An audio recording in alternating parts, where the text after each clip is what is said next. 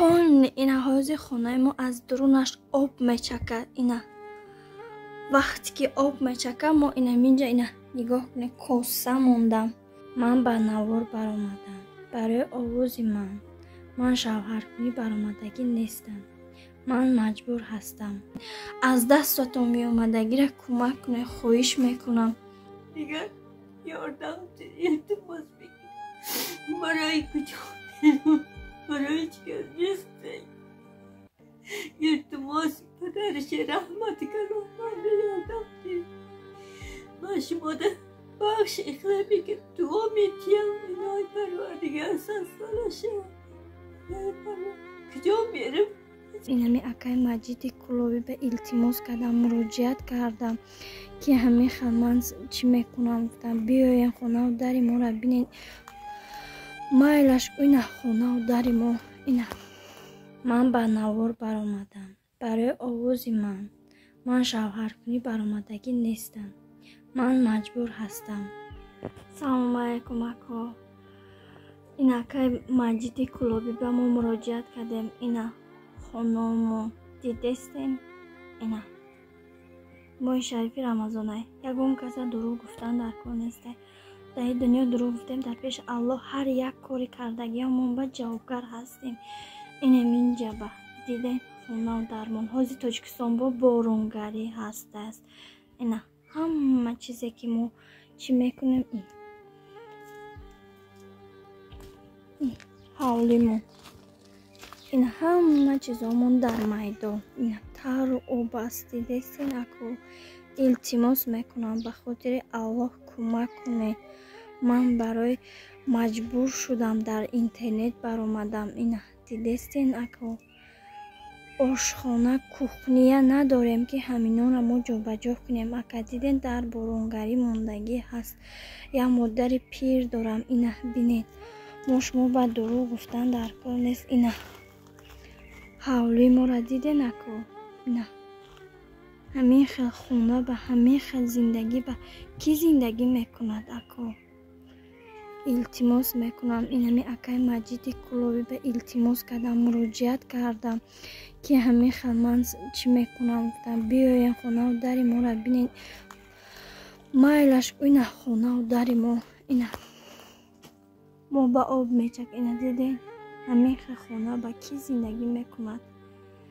ما را فهمین. من اکا و دادر ندارم که ما اکا و دادر میداشتم. من سب با ویدیو من نمیبر آمدم در زندگی. من هر چیز با نمیبر آمدم. من اکا و دادر من جمع میکرد میگرفت منم.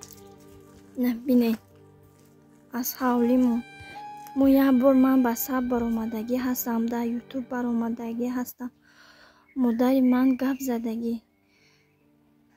نه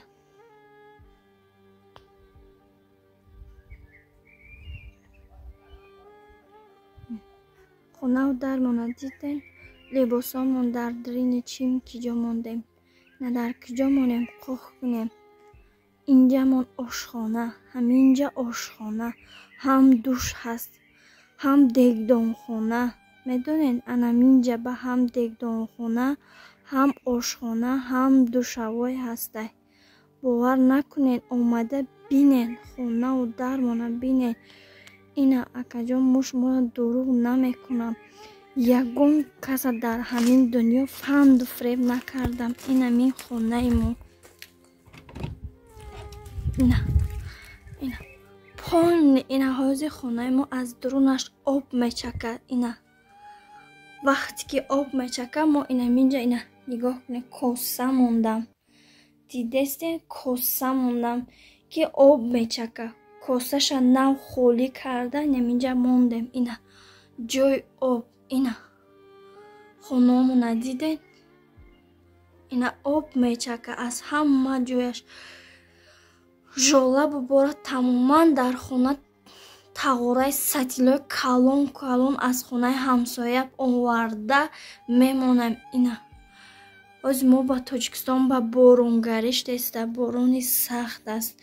3 روز باز است که بارون. انمین کوسه با میمونیم که آب میچک از شب روز. همین کوسچه همینجا به می ایستاد. اومده بینین باور نکنین التماس میکنم. ما را فهمین. بفهمین، کمک کنین.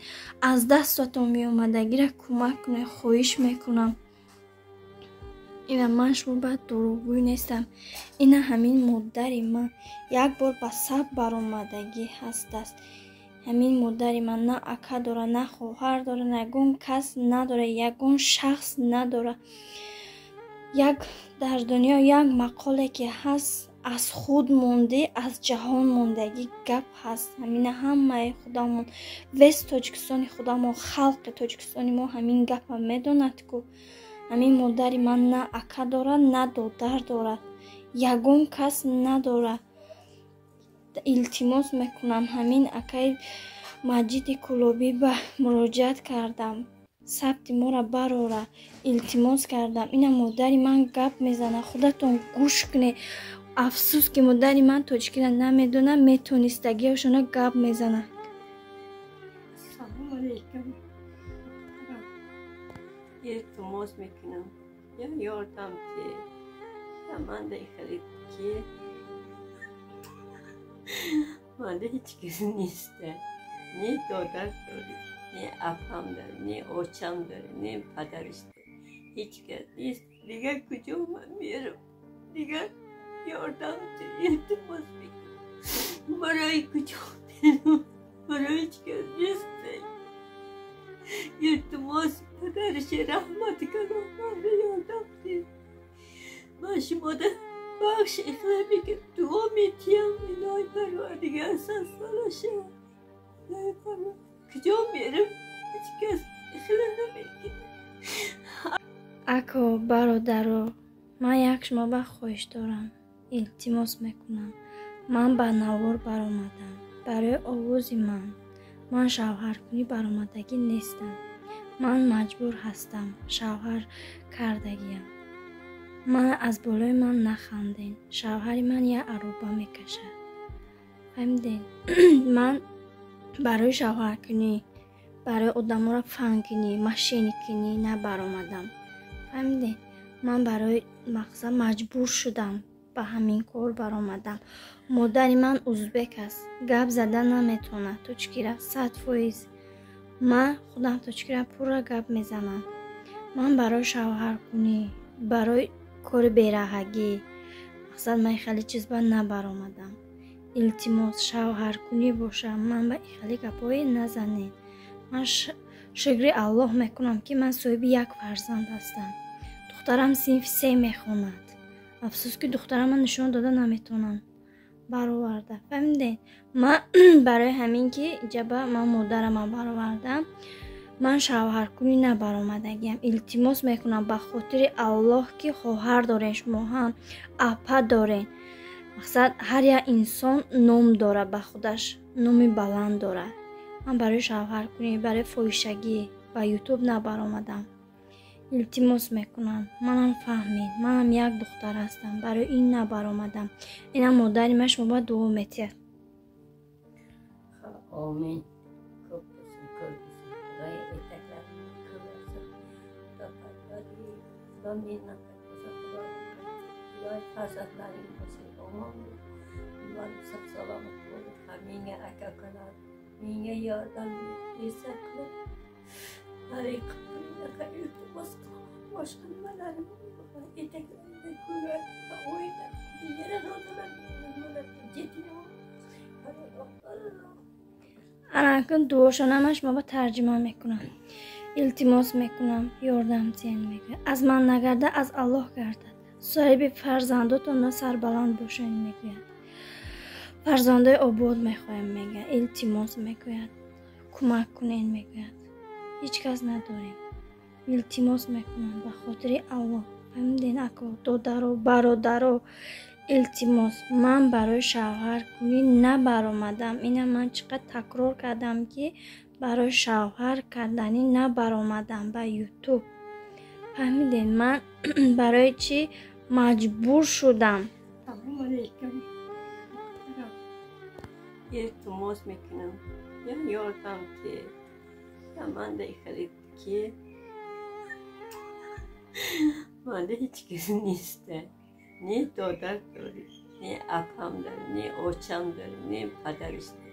هیچ کس نیست. دیگه کجا من میرم؟ دیگه یاردم التماس بگیر. برای کجا میرم؟ برای هیچ کس نیسته.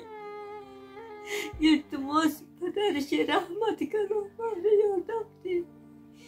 من شما ده بخش اخلاق بگم دعا میتیم الهی پروردگار 100 سالشه.